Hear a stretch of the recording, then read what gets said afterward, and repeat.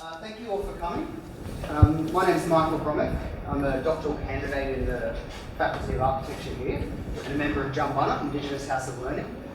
I just wanted to introduce two people, and then we're going to hear from Kevin. And finally, we're going to have a discussion afterwards where we're going to introduce a few extra people in the crowd, and we're going to come up and have a conversation. And we welcome you to be part of that. So I'd like to introduce Larissa Brent and ask her to say a little bit about herself and give a welcome. Actually, I'll just do the welcome to country. Okay, fantastic. I'm the Chair of Indigenous Research here at UTS, and I run the research unit at the Jumbunna Indigenous House of Learning. I'm a Yuwalarai Gamilaroi woman, and I'm also a member of the local Metropolitan Aboriginal Local Land Council. So I'm really honoured to be acknowledging that we're on the land of the Gadigal people of the Eora Nation tonight, meeting on their sacred land, and acknowledge that UTS is also on the land of the Guringai people as well, and pay my respects to the elders who have the custodian of that knowledge. Just also like to say, on behalf of everyone at Jumbunna, how excited we are to have Kevin here as well. He's a real sort of hero in his area in our community and a real trailblazer, and has been a great mentor to our younger Indigenous aspiring architecture students, especially Danielle and Michael, really great mentor to them. And also like to acknowledge Michael Romick, who we've been talking about how we could raise the profile of Indigenous issues across the university and introduce the university community to some of the people in our community who we think are leaders in their field. And Michael just jumped up immediately with the idea of Kevin to come in and do this lecture, so just want to thank him for organising it as well. Thank you. Thanks, Chris. So I'd like to introduce Kevin O'Brien. He is a Professor of Design at QUT and is a practising architect. In 2006, he established Kevin O'Brien Architects in Brisbane and has completed architectural projects throughout Queensland, New South Wales, Victoria and the Northern Territory, some of which have received awards and commendations, such as his design for the Woorabinda State School Library and the Archibald St House in Brisbane. In 2012, he directed the Finding Country exhibition as an official collateral event of the 13th Venice Architecture Biennala in Venice. So Kevin currently teaches in the Architectural Masters Design Studio while simultaneously running his architectural practice. And thank you so much for coming today, Kevin, and over to you.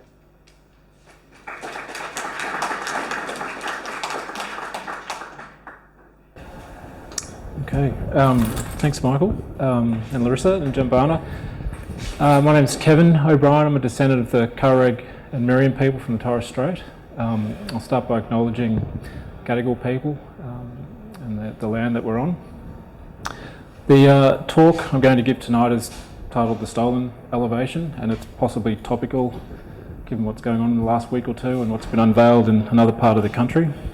What I'm going to give you is a sense of how I approach architecture, and it's not necessarily how you might think it is. The work I do starts in country, and it starts with an understanding of where you are. And I bring that to all of our projects, irrespective of it being an Aboriginal client or a non-Aboriginal client. So the first matter for me is construction. Now the reason it's that is because I was taught at the University of Queensland, and it's a school predominantly of phenomenologists. Peter O'Gorman, who passed away in 2002, was particularly a close mentor and leader for me. I helped build his house over at Stradbroke Island for himself and Britt Andresen upon graduation, and that was the moment I thought I had an interest in architecture. Before that I wasn't. So the way into understanding this house, this is the Archibald Street house, which we've completed stage 1 and I'm still trying to swing hammers to get stage 2 done, is that it's a matter of 2 meters of thermal mass and it's wrapped with a timber sunscreen. Now the thing about it is that this is a jam detail, so the concrete is on the right, the masonry is on the right, the timber is on the left. there's two readings of this. One's just purely technical, and it's the way, again, Peter O'Gorman would have instructed me, and it's around making sure the thing performs. So the thermal mass is protected by the sunscreen, but also 3 layers of insulation. So one of them here is a bulk insulation, then there's effectively a cardboard box which is a radiant barrier, and then there's another radiant barrier that sits in here behind the spotted gum. So what the first radiant barrier does is knocks out 95%, reflects 95% of the heat. The second radiant barrier reflects 95% of 5%. So I'm sort of getting down to about 1% heat coming through, and that's about as good as you'll get it in Queensland. The wool insulation here is specifically to deal with those 2 days of winter we have in Brisbane, where it might get into the single digits, but it keeps the heat in. But the thing about this section is that was the first thing I drew in order to design the rest of the house. So the house itself is about a number of things, and there are signs and semiotics involved in it, but it's not the principal driving factor of this, and that's sort of the theme of this tonight. The other thing within this is that it's the air, the element of air that is driving this entire piece of work. So myself and Concreter built this house with some friends who were underpaid, and this is the resolution of this detail. So we get the beginning of the concrete core-filled wall, the LVLs, a little G. James track, and then a timber batten on the outside. Now if it's not timber or concrete, it becomes a matter of light, and the light's then articulated through either emptiness, there's a void, or through Dampalon, which is this polycarbonate product from Israel. In the final, the same corner in the final kind of completion of stage 1, for me it just becomes a matter of what's black and what's white. Now the thing about that is my wife is Irish, and comes from a history of masonry building, and clearly I'm Indigenous with a history of light frame timber building. My 2 daughters are sitting on the fence a bit at the moment, but the reality is that there's a lot of symbolism, I guess, read into the choice of the materials, but the reality is it's just in the traditions of where we're both from. This same detail is brought up in a section, this is the roof and the wall coming down. So in this cavity, which is about 150 mil thick, it also manages the way these Dampalon screens slide up and down. So that Dampalon screen has a U value approaching double glazing, but not quite. Again, in Queensland, this is quite a good result. The thing is, I've also taken away overhangs. They're not required because of this overloading with the insulation technique. So what happens is you get these tight wrapped corners, and obviously the principle in this is that the way I'm dealing with the heat in this building is to keep it out, but use air, not necessarily conductive barriers to deal with that, but radiant barriers. So what happens is all of the air gaps have to be tight and sealed, so everything starts to fail if you don't manage the air gap. It's like in an esky. What also happens then is I guess the articulation of the 2 materials. So the timber cladding, which is all spotted gum, is from a local plantation forest. The LVLs become the express structure. That's the thing stuck straight on and cantilevered down from the concrete above. And then there's a little pin joint at the bottom. But that's it. It's incredibly simple, and I think incredibly stripped back. This is just an example of the radiant barrier build-up. So behind the spotted gum, you have a 6 mil spacer, then you have the first radiant sheet, and it's like a thick bit of alfoil. And that thing, if you had that as a cloak, does a lot of work. So that some of the ideas within the way this whole skin works is that it's like a possum coat, like a genuine possum coat, one that uses the airspace between the bristles to actually insulate the animal itself. So it's not trying to look like a possum coat, it's actually performing like one. So what happens then is you get the nice little details that we all kind of stress over as architects about how to manage the head from these panels. Now some of them, like I said, slide up into the cavity, and then the idea is to get this flush moment. So when they're up, the whole thing's open into the garden. So these are the tests. So I built some prototypes on site and off as we were building it. That's it up. So the thing, I think I invented two things on this, or maybe three. One was the insulation technique in terms of the three layers and how they perform. The second was these sliding damper-on screens. And then the third is actually in this angle at the bottom. Now this, to me, had to resolve 4 different moments. So this is a little detail through the foot of it. So one was the topping slab, giving it something to finish against. One was the vertical render that had to come up and use it as a stopping bead. In the other direction, it becomes a pin joint, the LVL to fix to. And then on top, it becomes the line that manages the timber threshold to the concrete.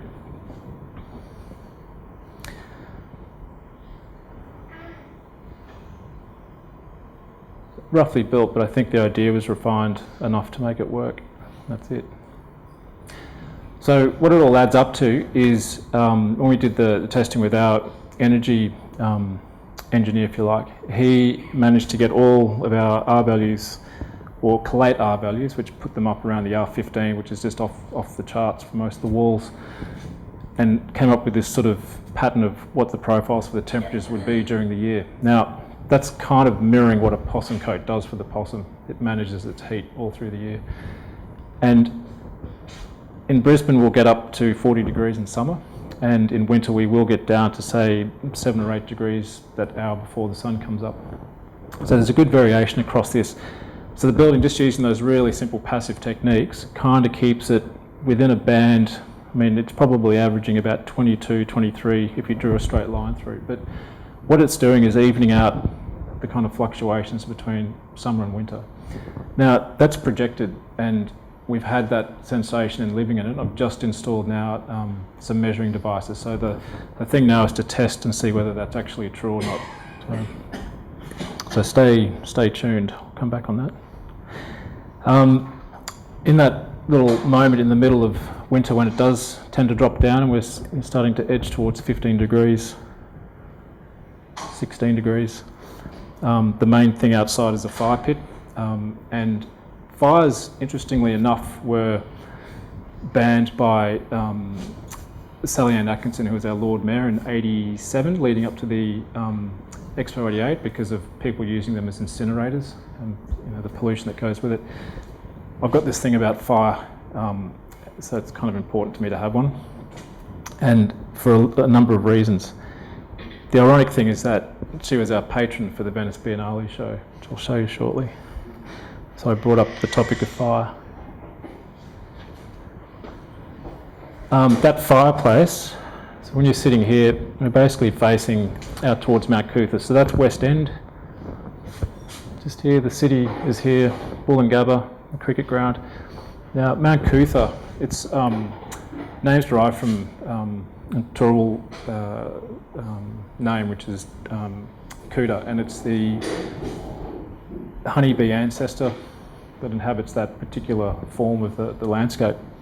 A lot of honeybee trees still up around there. But there was also, once the surveyors got hold of it, when Brisbane was set up, they stripped the hill and left one tree on it, and that was used for the surveyors to plot and course out the rest of Brisbane down to the coast. So you probably can't see this plan so well, but north is up the page, that's east and west. It's a very simple diagram, so it's the classic third-year diagram. You make the house run east-west, open to the north and to the south, and then you do the usual things to maintain how you collect and store energy and protect yourself from the sun. So this thing here is the centre of it's the fire, and that whole thing is what faces out towards this mountain. So the second hole that's in this is the void that wraps up through the middle. So the most important thing for me is the centre of this house, and it's an emptiness. So what it does is because this site's heavily overlooked, it allows light to pour in to the upstairs bedroom. So all the ground plane is sort of all the living spaces, kitchens, and we have a reasonably open front door policy with the neighbours and family members. Upstairs is the space you can't go into unless you're brought. So off the street, there's 20,000 litres of water storage, which is good for 4 people. Some garage and workshop, and as you come up, that's the eating and sitting to the left, and the studio to the right. Self-contained little studio for guests, and then the courts in the middle. which then becomes the void above, and that pushes light into the bedrooms. The daughters are on the right-hand side, my wife and I on the left, and then there's a little cut that opens up to the roof, up to the sky, that drops in over the stair. So the void is this. So they're the only forms of light into the bedrooms upstairs. There's no windows on the house, it's just this. Fiona Foley, who's an artist from Fraser Island, she's an Aboriginal woman, bachelor woman. This is her current motif that she's working with. They're 99 Bodhi leaves, and the Bodhi leaf is the Bodhi off the Bodhi tree, and she's using that as a symbol of finding enlightenment, that people might stand under it and have their views changed. I'm not Buddhist, neither is she, but the idea holds, I think. And the other thing is that it's an expressed piece of art, that the thing is actually float mounted off the wall, and the background's actually gold, which you can't see unless you come over and visit. The thing on the ceiling's me. It's more to do with my Torres Strait root, and particularly my great-grandfather's from the Murray Islands out at Mer. Now the triangles were carved, so it was always this thing of taking away. It was carved into shells, it was carved into your skin. And I thought doing this thing on the ceiling had an architectural reason. There was also something not dissimilar to tattooing in a way that to me made sense about what I wanted to represent inside the space, but not as the space. The difficulty in that was getting the formwork out, and I think the tattoo would have been simpler. So in this section, this thing is as much about the ground plane and the sense that you use the dwelling to articulate some sort of relationship with the country that you're in, as well as the sky. So I've got a diagram which I haven't put up tonight, but if I had a pen I could draw it. It's a hemisphere, and the water comes in, then the land comes up, and that to me is the idea of country. So country is not just what's underfoot, it's what's in the sky and it's what's in the water, and they're the three things. And the fourth thing is obviously the space in between. So in that are the four elements as far as I'm concerned. And if you're alive, you're inside, and if you're dead, you're with your ancestors on the outside. You're in a constant cycle. So all of these little moments, the cut through the ceiling here to bring light into the ensuite and down above the stair are all to do with kind of being quite aware of what's happening at all times when you're upstairs, because it's a completely introverted space relying on those light punctures. The thing obviously changes at night, so it goes from being a pretty,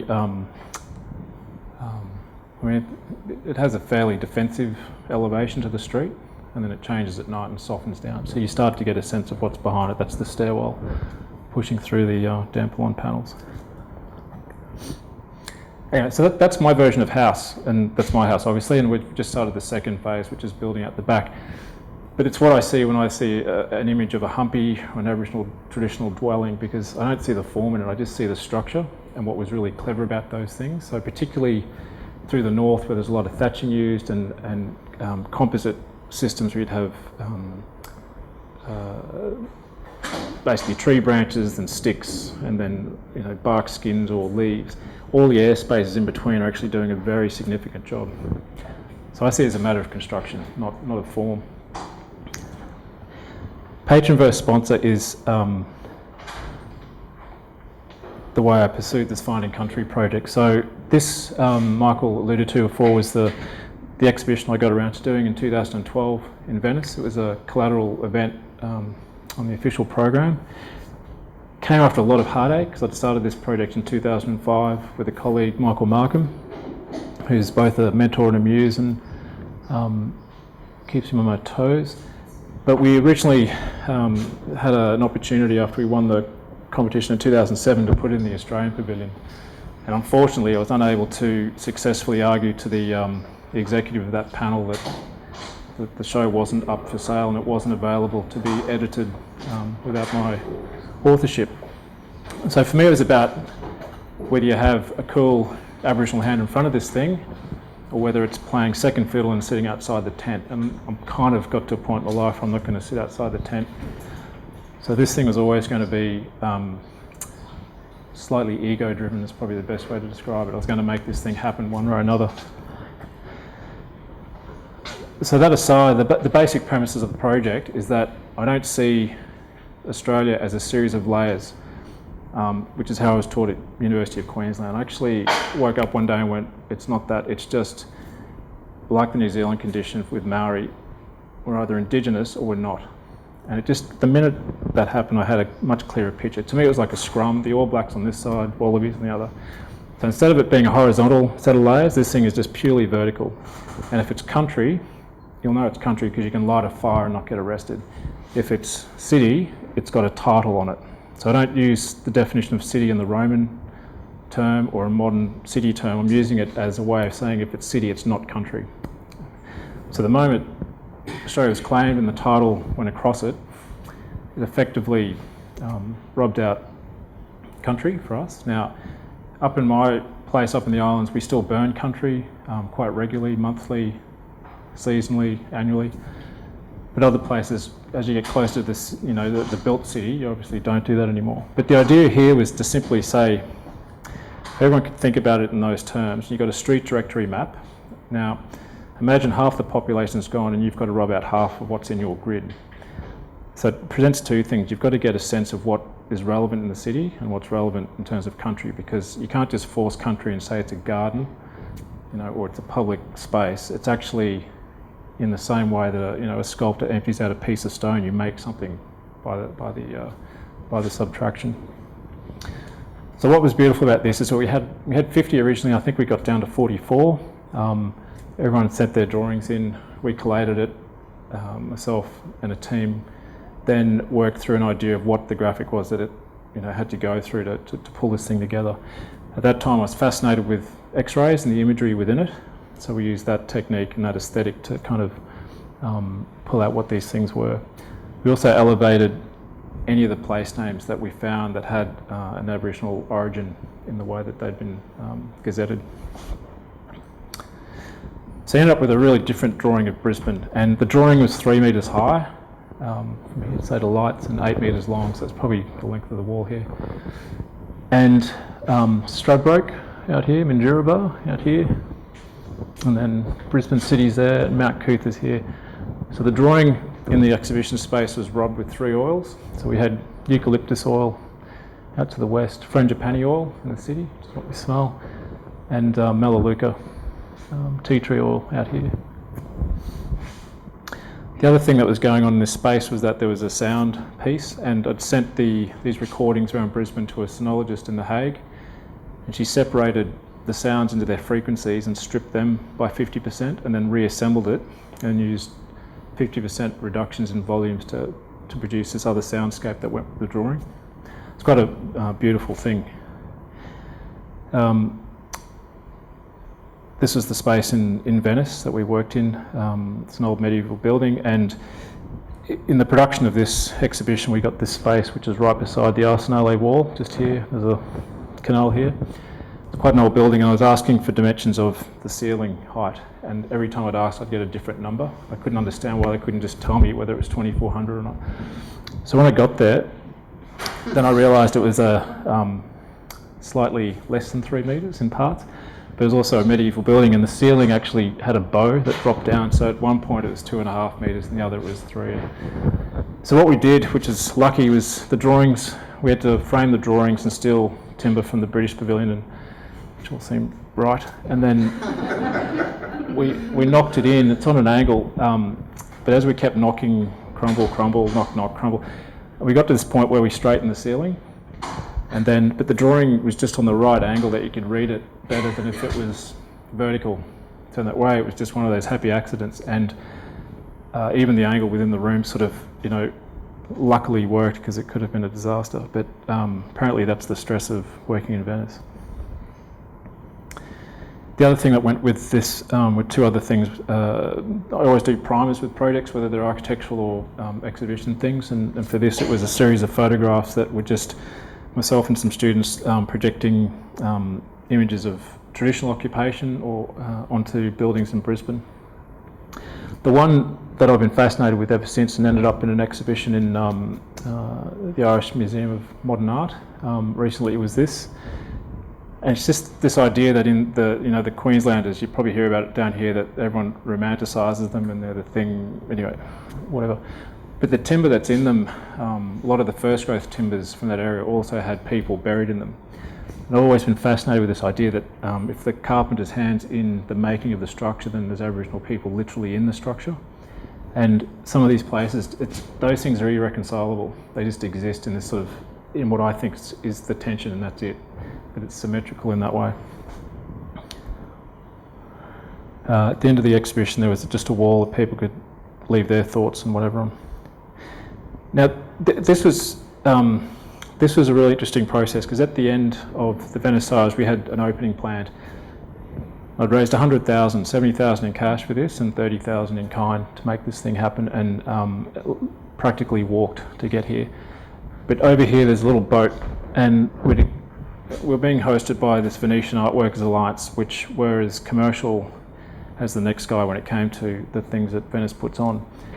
But there was an icebreaker here, because I asked if we could do some form of acknowledgement. I wanted to acknowledge the Venetian people, say some things in language.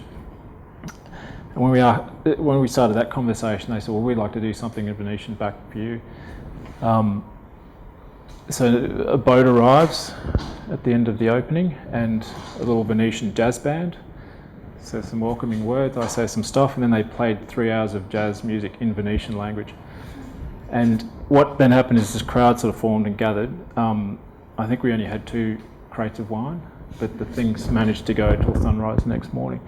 And it was just the generosity of when you, I think what I'm getting at is if you come into someone's place and use manners, you tend to get welcomed and generosity is returned. I think that's what I'm saying. So when they finished playing, I kind of decided to burn the drawing. So not as a matter of destruction, it's just a matter of saying, well, this is country, and if you can burn this thing, this is the signal. So we're going to take this somewhere else now. And I thought, if someone's going to do that to the drawing, it's going to be me, not someone else. So that was, I guess, at the end of 2005. So that's 7 years of trying to make something, get an idea up on the international stage, and it had a lot of setbacks in the day. And when we got there, this was probably the one thing that was the cause of all angst that I brought on myself, and it was the fact that I didn't want logos on this project, and I would treat everyone in the same font and the same size text. So if you gave me $2 as a student, you got treated the same as Scotty Hutchinson, who gave me 5,000. Everyone's equal in this thing. It's just a matter of whether you gave or not. Sally Ann Atkinson unfortunately insisted that she had to have AO after her name, but otherwise everyone got treated the same. And that to me is the patron model, and it meant on the front there were no logos except the official logo of the Biennale, and that to me was commensurate with the standard that I was trying to get the exhibition to, and certainly the content. I didn't want stickers and stamps all over this Aboriginal content. It's exactly this that I was wanting to avoid, and that I'd been arguing with the Australian organisers, is that I found this, it made us look like hicks on the international stage. And it's not just the Australians, it's actually, you go into the Canadians and all the other different national pavilions, and they're sort of, all their work is getting pushed through the conditions of their sponsors. So when you're in a sponsorship thing, you're paying and you've got to give something and they've got to take something. If you have a patron model, you hand over and you step back and let the artist or the architect get on with it, and that's the one I was after. So this will make sense when I get to the end. So 7 years of pain was worth it in the end. And the burnings generated all these other things. So I'm running studios at QT. We did one on Brisbane the year before. We've just done one on Sydney, and we're doing one on Melbourne at the moment. So we're burning Melbourne down. So I used 2 texts to explore this. One's the O'Reilly text towards the possibility of an absolute architecture, because it deals with symmetrical arguments. And the other's the greatest estate on earth, which is just looking at fire as the way into understanding country as a matter of production and control. So I'm trying to take the students away from being hung up on the spiritual conditions of country and saying, right, just leave that over here for a minute, because you'll end up in a morally vain argument about how to symbolise it. I'm going to bring you over here and you're going to use it as a tool to manage country. So this is the drawing of Sydney. Sorry, I burnt this out as well. UTS got burnt. But we took this to LA, and this is the head of school at Woodbury who wanted to light it up, so off he went. That's it. And also Sydney, at the University of Sydney with Michael Tawa, we've been developing little workshops, 1 week workshops, 3-day workshops with students in their architecture and Sydney College of Arts that tend to come across. So we've been doing some different things for the last 3 years. Fascinating project here by some students in January. They took an idea of sound and tried to map that across this landscape just around here in Ultimo, and then figured out how to empty it in order to make sound travel in a particular way. So, getting into this third part, the idea of exploitation. So, all architects exploit. That's, I think, what people don't recognise we do, but we are trained in that way to exploit a condition, exploit people, exploit resources, material. That's how I see it. Now, you can do that in a good way and you can do it in a bad way.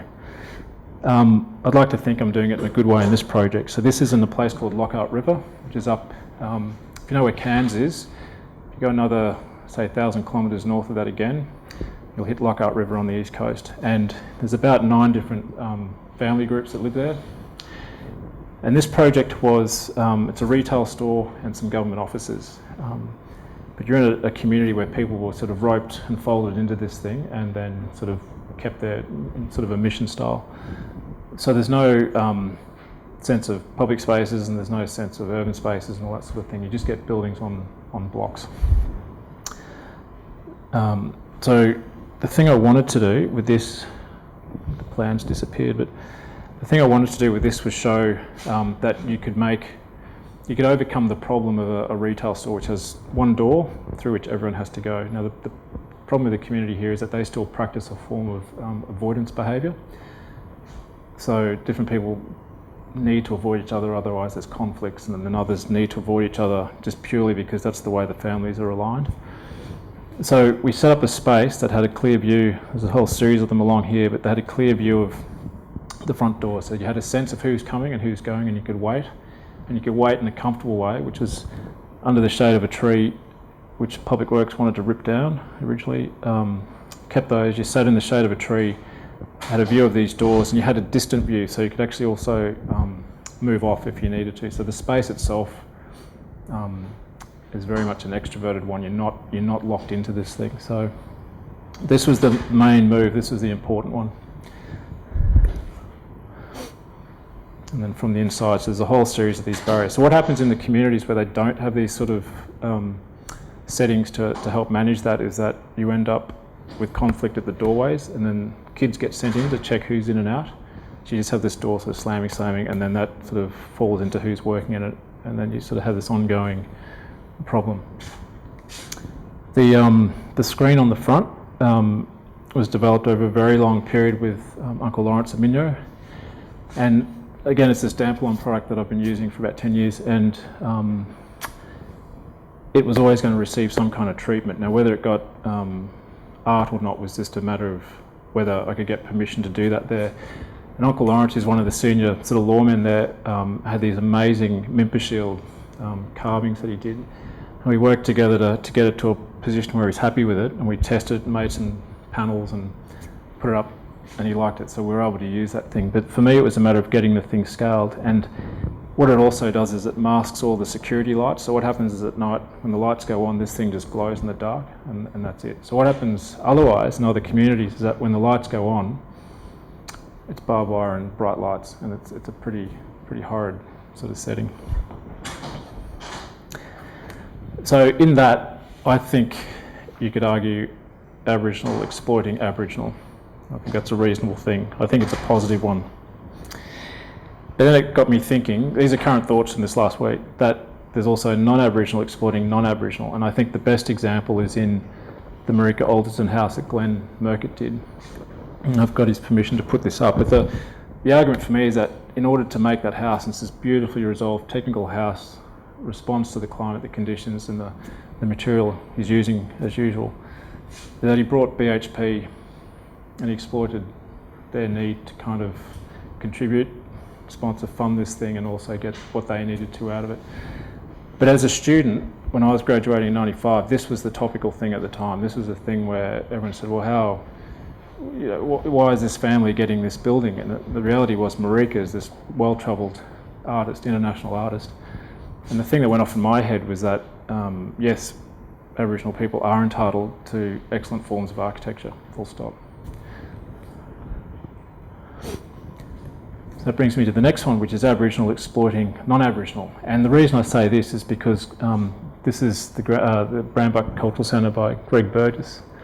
Also, just before I finished, and it was the other end of the spectrum, but an incredibly beautiful building as well. He's never come out and said this is what Aboriginal architecture is. In fact, this is the style and the manner in which he's always worked. It's something probably closer to the Steiner ideas. In this write-up here, they were mentioning it was to do with Frank Lloyd Wright and Bruce Goff, but I think it's more Steiner and probably Poncho Geddes in Africa. But a lot of Aboriginal people have jumped on, including some Aboriginal architects, and said, no, this is what Aboriginal architecture looks like, because that's the form of the humpy, or that's the form of the stone dwellings in Victoria. And I find that, in terms of where I'm coming from and the way I was trained, to be at the other end of the spectrum from what I'm interested in, or willing to accept. But then we've got this, and it's a good thing because it's opened up a really interesting conversation that needs to happen. I see this as non-Aboriginal exploiting an Aboriginal thing. So there's a reason for the face on there, and the architects have argued it's to raise awareness of Barak, and I think you can't argue. But the problem, I guess, for the Australian Pavilion each year has been always that that's the thing that lands on whoever's directing it. So that's the baggage you got. You turn up and go, well, I didn't see that coming, and then you've got to work through it, and it becomes very tricky because everyone wants their piece of it. It was my experience. Any other questions? Well, I want to hand over to Daniel Browning, who will introduce the panel members, and we're going to have a discussion about some of the ideas that came up, and we invite you all to join in. Okay. Over to you. I just want to quickly introduce myself. My name is Daniel Browning. I'm the producer and presenter of a program called Away, which is dedicated to Aboriginal and Torres Strait Islander art and culture on ABC Radio National. And I'm passionate about these kinds of issues, cultural issues, and how Aboriginality is reflected in the built environment, and hence why I'm so drawn to Kevin's architecture and to architecture as a whole and to what it can do in terms of representing Aboriginality. So I want to introduce our panel. We've got some esteemed people here tonight. First of all, Dylan Kumbameri. He's designed several major works, and he's assisted Indigenous communities to realise their aspirations within the built environment. That's a big thing. And he founded Merrimah Design, where he was later joined by Kevin O'Brien. Please welcome Dylan Kumbameri.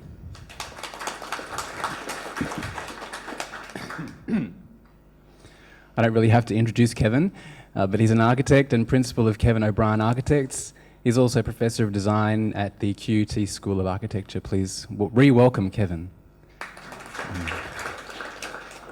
Linda Kennedy graduated in architecture from the University of New South Wales. She's currently enrolled in a master's at the University of Melbourne. And she blogs on Aboriginality and architecture at Future Black. And the subtitle is Decolonising Design in Australia's Built Environment. Please welcome Linda Kennedy. And Michael, who you know, Michael Vromek is a postdoctoral candidate here at UTS. And welcome, Michael. Kevin, just in terms of articulating your position, which you did so eloquently, can we talk about the latter stages of your presentation, this question of exploitation?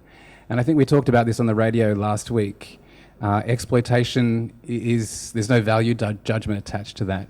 We can exploit things without doing it in an exploitative way. And there's been some debate about the last building that we were talking about, the ARM portrait building in Melbourne.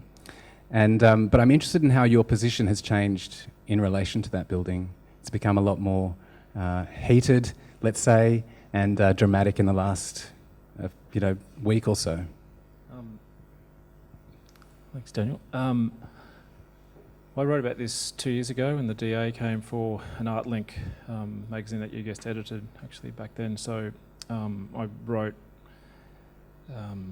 based on this idea that if you start in country and get the ground plane condition right, you couldn't really end up in a building that had an Aboriginal man's face on it. It's just a matter of technique for me. So when I managed to get into the building last week and found the ground plane incredibly disappointing, the way you enter this thing, the way it kind of jams into the back of Sean Godsall's terrace at the end of the Swanston Street access, the way it has to manage an existing building going up towards Melbourne Uni, it's a really poor resolution of that. And then when you get up into these apartments themselves that are incredibly expensive, but clearly aimed at international students, they're dog boxes. They're really tight. There's nothing innovative or interesting about them. And to be fair, I think I've seen better things on the Gold Coast, and they actually put effort into making these things livable. So the question for me was, like, initially 2 years ago was about why this face, what's the cultural value of this, what's the appropriate nature of that. But in the end, it just becomes, I think in the last 2 weeks particularly, because there's been a lot of conversation on that, the semantics of that and the cultural level of that, but no one's looked behind it and said, well, what's the quality of this building? And if someone can go in there and tell me why it's a good building, then I'm happy to be convinced otherwise. But it's a really poorly resolved building internally, and I get the high density argument, and I get the idea that you put that in the middle of a city.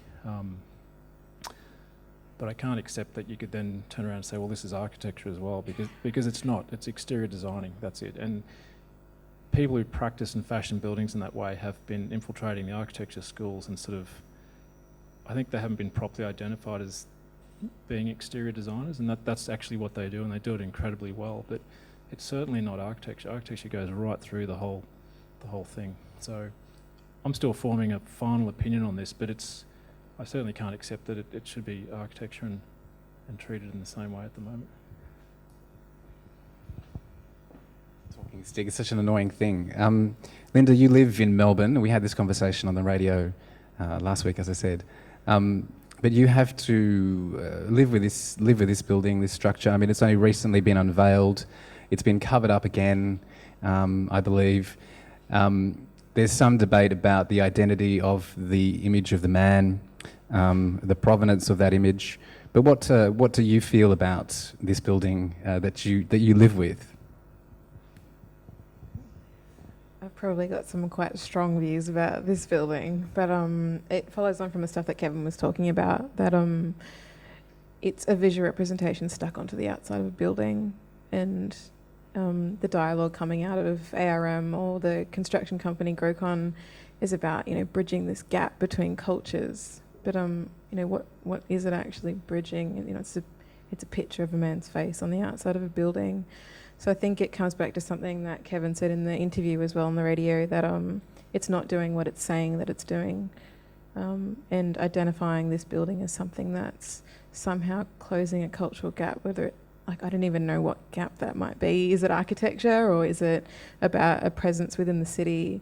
There's no doubt that there is a presence in the city, but is that, architecture can do much more than just put a picture on a building.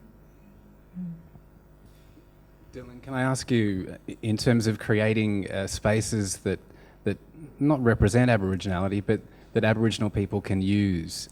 Kevin talks about this after seeing the Merkit building in Yirrkala, that Aboriginal people had a right to good housing, to good architecture.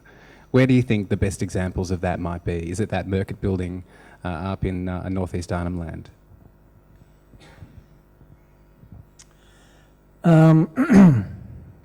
We all admire and respect Glenn and his long history with producing, quality built environment. But but it's a hard question to answer because I don't think there is one answer. And for me, probably like Kevin, it's kind of putting aside preconceptions. You are very much seduced. We are all seduced, I think, by the imagery of things.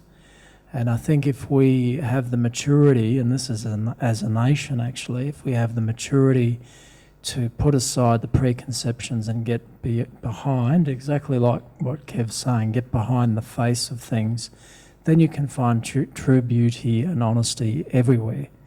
And we are, I think, conned into thinking that our communities are poor built environments because of our racist attitudes, I think, to our communities, and not fully understanding that there is actually complexity and beauty within social environments that go beyond the physicality. So it's a complex answer to, I think, quite a complex question.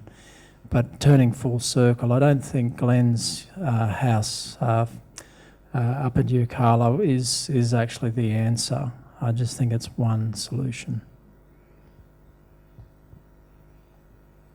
And Michael, I might ask you, I mean, you're working with, I guess, the urban environment and I guess Aboriginal space, perhaps Indigenous space in the urban environment. But what's often missed, and I think Kevin alluded to this in the possum skin of the building, that our ancestors practiced their own architecture, that we have a history of architecture in this country, a history of materiality, but a history of architecture in this country. Have you explored that in your research? Yeah, I suppose for me, a lot of my work, so I'm looking at the idea of community and the idea of inner city Indigenous communities. So I'm looking closely at Redfern and the idea of the block and what's happening to the block, etc. So I suppose one of the things that happens to me when I say, oh yeah, I'm doing a PhD in architecture. Oh yeah, what's it about? Oh, it's about Indigenous architecture, etc. Oh, that's interesting. I didn't know Indigenous people built architecture. So I guess part of the theme of decolonisation might be that, or decolonisation of architecture and design, is that we potentially have to advocate that, no, this is actually not correct. We did build, and I suppose point to those examples. But I think it's still quite in an early phase. I'm having very good-willed and intelligent people coming up and asking me these questions. And I don't think they're dumb, it's just they're misinformed. And I don't know. And Linda, something you mentioned, certainly it's apparent on your blog, Future Black. You talk about how do we, I don't want to use the word incorporate, but I'm going to use the word incorporate. How do we incorporate Indigenous ways of knowing, I guess, the way we live, the way our communities exist? How do we incorporate those into design principles? Can you think of a really compelling example of how we design, an Aboriginal building? And I know we talk about specificity in relation to communities, because the communities are diverse. There are communities all over the country. But what's a design principle that might manifest there?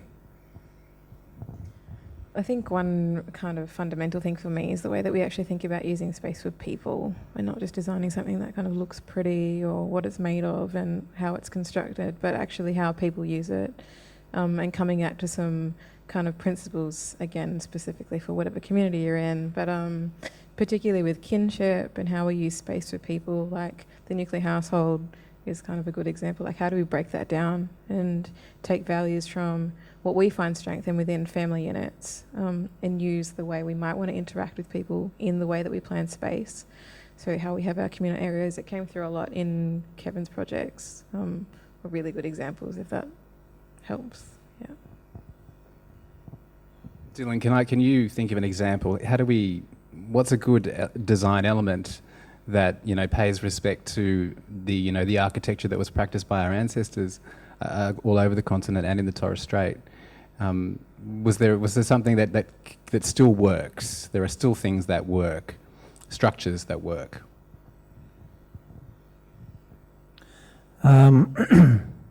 I think I have to go to one of my favourite places in the world, which is Manduraba, which Kev's currently working there. And it's a place, it's a sitting place. And it's where you feel in repose. And I think for me that is what good architecture is about, is where you can actually feel truly at peace. And I think that that's a universal concept, but it's certainly something that is quite strong in my experience with Aboriginal community, is how do you sit comfortably within a place? And for me, that's looking at the water, because I'm saltwater Murray. I grew up on Stradbroke Island, so the water for me is my absolute kind of repose, place of rest. And it could be under a tree, it could be without very little shelter at all. And I've resisted, I suppose, through my practice, but even in this very short dialogue of getting caught into the broader architectural debate, because for me it's not actually about that. I think we've got a lot of work to do as a profession to really unpack that. And I think we need to start that with when we give out our awards, and that gets perpetuated through the next awards session. It's all about the glamour and the sort of physicality of things. So yeah, for me the design principle, if there was one, is how do you find peace within sitting? I think there might be some questions from the audience. Any questions? Come on, don't be shy. There's one just here. Yeah. Just reflecting on a talk that actually happened a couple of weeks ago, a member of JASMAC Architects came over from New Zealand and was talking about Māori representation, quite literally representation in the majority of projects within their work. And at the time he was talking about this singular Indigenous group, and you touched on it slightly here, but I'm just wondering how does the recognition of individual expressions of Aboriginality register at the same time as maintaining a coherent conversation and conveying traction more widely? How do those two things play out? I think the significant difference between here and New Zealand, as a Māori, you have one thing, one people. I think 8 boats, but one family. But the thing with Australia is that we had over 300 different nations and different languages, different customs, different things, different politics, different everything. So depending on where you are, it will determine what is the way of managing those things. So in, I guess, the way of my house, it was always going to get marked. I had to mark it in some way. I look back at old photographs from my grandparents and anthropology expeditions up through the Straits. You see it, there's people with very little, but they'll have the most beautiful ornamentation, but it's not the only thing. It's kind of the thing that comes after.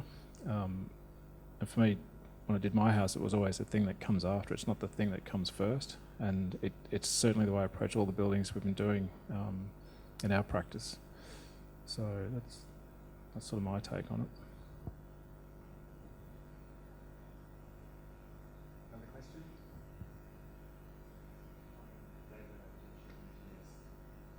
Something I found really striking in your talk were the images that you had made that appeared in Mighty Country, where you projected images of Aboriginal people onto spaces in Brisbane.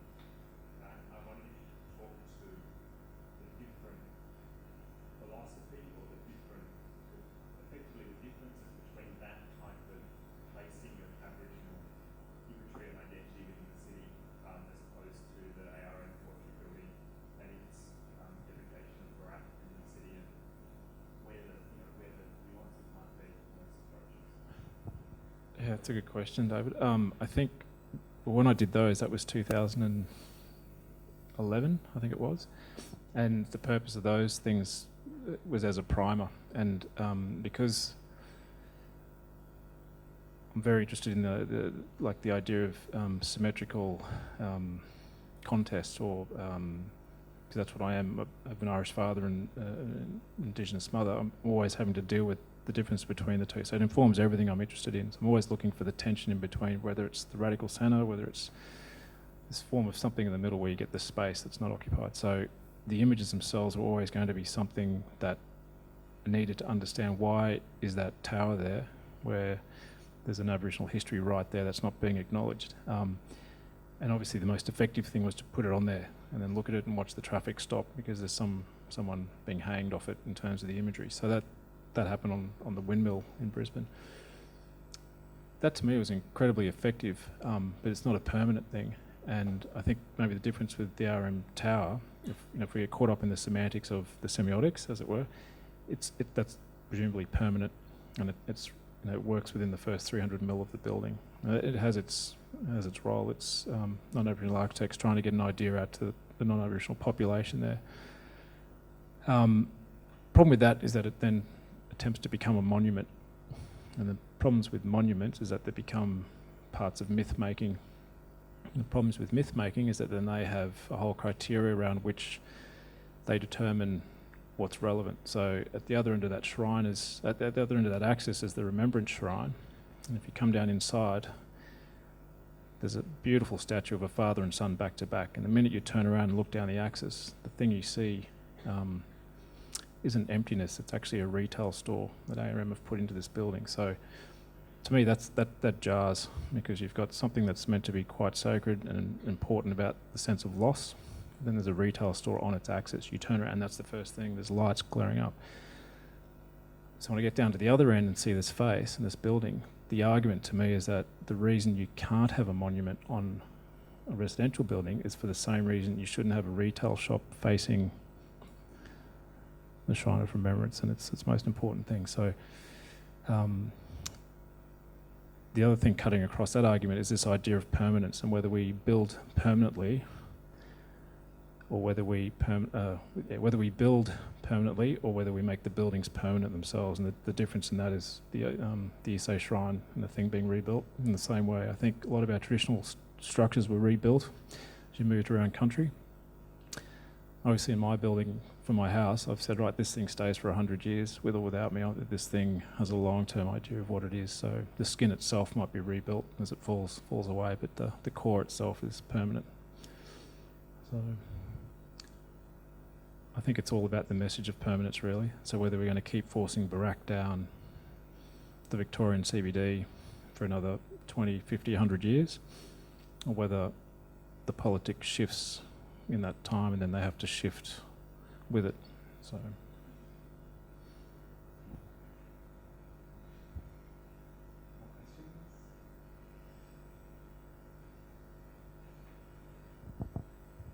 So I just want to add to that. In that sort of sense, would you consider the ARM building less of, you've mentioned it's not architecture, would you consider that more of a monument? No. I don't see it as a monument, because a monument needs to exist in its own sort of sacred condition. There's all these definitions of what monuments are, and one is where you honour or acknowledge an individual who's passed, and that's fine. But with that comes an idea that then there's a sense of what's appropriate around that and whether you give it space to exist. So if you put a brothel behind it, or if you put a library, or you put all these other things, and you've got to ask the question, is that the appropriate thing? And so for me, is it appropriate to put a retail store 50 metres away on the same axis as the father and son statue? And I'd say no, and that's just because I'm a son of my father and my grandfather, who are all ex-army people, and they would find that, and they have found it quite sort of offensive on that line. So for me, the thing is not a monument because it doesn't come with the space that needs to give it that sense of importance. What it is, though, is a very clever piece of exterior design, and that's as far as I'll acknowledge it, but I don't think it's anything other.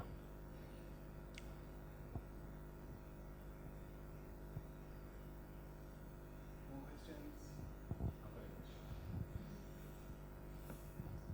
Kevin, you talk about in the Lockhart design, you talk about avoidance behaviour, and people might not understand what you mean by that. So could you just articulate for the audience what avoidance behaviour looks like in an Aboriginal community like Lockhart River? So it changes across different communities, and I've seen it in very traditional forms in the Northern Territory where people literally just don't acknowledge certain family members, and a lot of it's to do with moties and traditionally ensuring gene pools were stretched to their absolute limit, so you didn't get inbreeding and things. But when you come to the city, not so much, it starts to disappear. So even up in the Torres Strait, on the mission where my mother's from, it's not really there, but certain people just do generally avoid each other in the same way as architects. We tend to avoid architects as well. But when you go out to the east, there's a very clear thing. So for me, I couldn't speak to my brother's wife. She can't speak to me, and I can't speak to my wife's mother, which has its ups and downs, I guess. So there's some very clear rules, and it's all about maintaining certain lines of breeding effectively, is the way it was described to me by Paul Memmott anthropologically, and it's quite an interesting sort of system. But depending on how traditional and how intact certain communities are, is kind of relevant to how well this is practiced. So in Lockhart River, there's very much practice, and it was actually practiced on a larger scale because of the 9 groups that were there, and a lot of them traditionally didn't get on. So you kind of get these different formations that occur, and then you've got to figure out how to manage that. And you can do it architecturally, and that's the beauty of architecture, but you don't do it through the building, you do it in the landscape and how you occupy the landscape. So you make the landscape come first, and buildings come second. That's the way into these things. A question for Linda. I guess the big problem with the Barrack Tower or the portrait building in Melbourne is the way it reflects Aboriginality, or a view or a projection of Aboriginality, almost permanently into the urban space.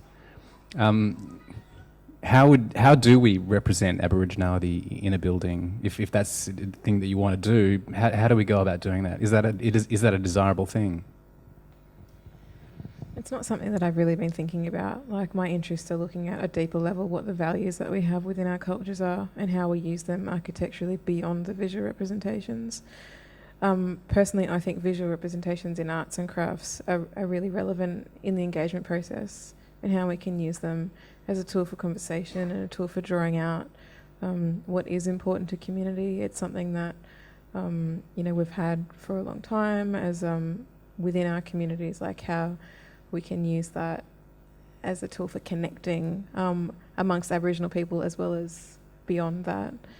But no, I'm not so interested in those visual representations. I think there are a lot of white architects who may be interested in them. It's something that it's quite easy in a way to understand. It's easier to engage with than the deeper level principles within our cultures, but I'm more interested in what comes at a deeper level. Well, what I find interesting about that is, Kevin, you mentioned Greg Burgess's work and how a lot of people instantly went, this is Aboriginal architecture. When you mentioned yourself, it was actually from potentially other influences. How did he kind of consider that, and how did that play out? Can you talk a bit about that? I know Greg reasonably well, and I've never heard him claim it is Aboriginal architecture, and he's been very clear. I mean, if anyone actually looks correctly at all his work, you start to see there's only a couple of little buildings he's done with Aboriginal communities, and a lot of it's for institutions, private houses, all over the place. But it's the language and the approach that he brings to it, and that's his thing, and the way he makes it is his style. It's not a fashion, it's actually the way he does things. So I have absolute respect for what he does and how he does it, but I have less respect for, I think, claims made by other people that that's what the example of Aboriginal architecture is, because they're either I think they're just misinformed or they're trying to put a box around it. But I know in that same way, when I'm up home or with other communities. You're not sitting there going, we've got to make this architecture Aboriginal, how do we do it? So it's always been this funny thing. And when I graduated, and probably when you did as well, Dylan, 5 or 6 years earlier, the thing was at the time, and Kevin Dovey wrote this piece, I think it was 96 in Architecture Australia, and it was putting the question of Aboriginality in architecture. And I've never thought about it in those terms either. I'm just going, I'm going to make this, I'm interested in this matter of construction because of the way I was trained. So it is what it is at the end. That's what it looks like. In fact, it doesn't look Aboriginal. I mean, that's often the critique. We 10 years ago or whatever, a few years ago, I'd constantly get calls from people wanting to write about Aboriginal architecture and, what's the rules, what's the guidelines for Aboriginal architecture? And I'd say, well, look, the work that we do probably looks the least like Aboriginal architecture because it's the result of thinking and an approach and, placing it within its context. And, you do get Murray's Couries that have seen Brambuck and they say, yeah, we want one of those here. And so for me, it's actually come more from the Aboriginal community than it has from the non-Aboriginal community. And so I think it's to do with identity. We struggle post-contact, a lot of us, with who we are as people. We've got different cultural backgrounds to refer to, and I think it's the struggle to say who we are. And one of Kev's mates, Richard Bell, has done a fabulous piece of writing that I've referred to a lot, which talks about it in the art world, where the others, the non-Aboriginal people, have actually convinced us that we need to paint with dots because that's who we are. That's what they're telling us. That's who we are as Aboriginal people. And he and others, as well as we, are trying to say we are who we are. We define who we are, not the others. I don't know where I've ended up here, but I just have to have a rant about that because, it really isn't. I think we've said it a few times. It isn't about what the thing looks like. It's how it works, how the people actually live, how you actually connect with the people as, consultants, architects working with them. And I think, non-Aboriginal people can do that too. I mean, when I started out, I was on a real rant about, the Aboriginal people have to work for Aboriginal people, and there's so few of us. You can count them on 10, 2 hands, 10 of us. There's 2.5% apparently population mainstream across Australia, Aboriginal people to non-Aboriginal, which would mean that we need about, whatever it is, 10,000 architects, whatever that works out to be, 300 Aboriginal architects. We've got 10. So, a lot of that work that we need to do for the community has to be done by non-Aboriginal people. So in these forums, you are actually our brothers and sisters that are going out there to work. And if there's anything that we can offer you, it is that you work with the knowledge building from the base. You don't go in with, Greg Burgess's work and say, this is how we should go, guys, or it's an opportunity for you to, to win the next award, because that's not going to help any of us. Ötzi? I'm Archibald here at UTS. And I have a question. I was really interested in your comment about being defined by the other or being defined by oneself, especially in relationship of the way the topics of history of architecture have come out in your lecture. I mean, you talk your use of both meanings and some of the arguments that have been made about the building of the place of the leader that were close to the days of the 70s about decorated ships and things like that. So I wanted to know how you relate from kind of an original perspective to a kind of the history of architecture. What is the relationship? Because of course it fits in because of what we're talking about being defined over before by yourself. So like I said, where I trained at UQ, we were deeply suspicious of all things from Victoria and postmodern. So that's your starting point. And obviously, when that's sort of held back from you, you want to go and look at it. You know, it's the hole in the wall. So I did, and I started to get really interested in the way arguments were constructed. I love reading Ian McDougall's writings. Just love it.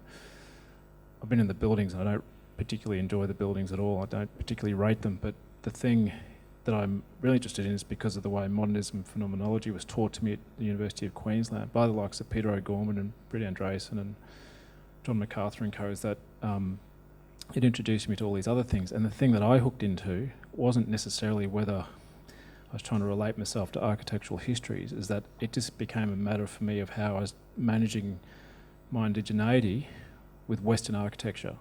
And I use Western architecture in the correct term, so in the correct way that it's understood to be the thing that's at the essence of every contemporary building in this country. So whether it's transferred from continents around Asia, whatever it is, it's still considered Western architecture in this setting. So for me, I look at people like Shinohara, Kazuo Shinohara, who was dealing with how to manage his sense of his culture as a Japanese man with the onslaught of Western architecture coming in. So it became the contest between how he managed that with a form of postmodernism, I guess. And that to me was like, I love reading it. I don't know whether I'd enjoy the buildings, but I love reading the contest he undertook, and particularly those houses where he'd always maintained the earth floor. That to me has always been this driving thing. So it's not that I'm against postmodernism, because I love the reading of it and I love the contest inherent within it. But it's certainly not the way I'm addressing architectural history. I'm just dealing with the fact that I've got this culture and this cultural position, which everyone has their own. And I'm just dealing with a form of contemporary architecture right now. I know I'm plucking out of Mies and I'm plucking out of Venturi by default. I don't want to be either of them. So.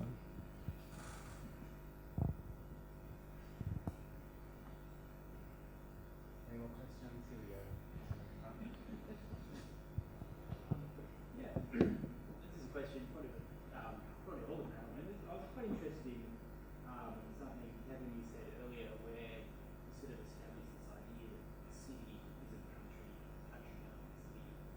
And I'm just wondering, perhaps in the light of the research that Michael does and other kind of experiences that is the urban Aboriginal population, you know, have your ideas changed over time since the exhibition and that kind of deductive process of Brisbane showing? And I'm interested in sort of this idea of, if it is a binary, like where is country now, or how do you relate to country within what's the grey area?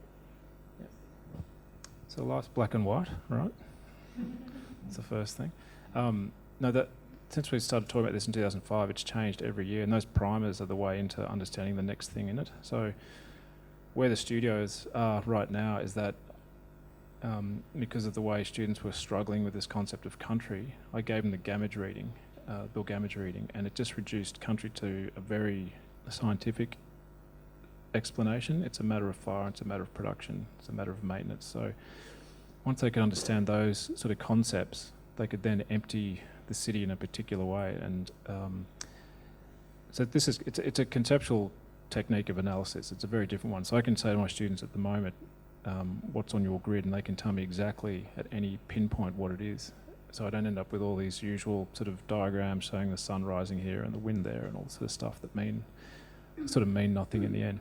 So and against the O'Reilly text in particular, this whole idea of a symmetrical contest, what I think is radical centre, is absolutely present. So they are caught in the tension of that thing, and they've got to define themselves what they are and figure out what it is. So how they define that is the question, and I leave it totally up to them. So they've got to come back to me and say, well, half the population's gone, I therefore need half the cars, everything to do with roads and petroleum get taken out or burnt, and they get returned to some form of productivity. Now, they do that through buildings, so some buildings might lose their bottom levels but retain their top levels. Each semester, the last 3 years anyway, it's been getting turned up another notch, so I don't know what to expect each time, because they all read what the last group did and they know that they can't do the same thing. So I'd say I've got 2 more years of getting away with it, and then it'll have to stop.